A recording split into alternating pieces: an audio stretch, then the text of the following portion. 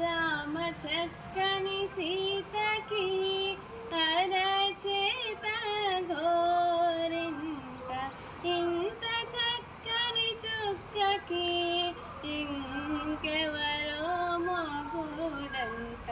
రామ చక్కని సీతకి ఉడత వీపున వేలు విడిచిన పుడమి అల్లుడు రాముడే. ఎడమ చేతను శివుని విల్లును ఎత్తిన రాముడే. ఎత్తగలడా సీత జడను తాలి కట్టే వేళలో. రామ చక్కని సీతకి ఎర్ర జాబిలి చేయి గిల్లి రాముడేడని అడుగుతుంటే చూడలేదని పెదవి చెప్పి చెప్పలేనని కనులు చెప్పి నల్ల పూసైనాడు దేవుడు నల్లని రఘురాముడు. రామ చక్కని సీతకి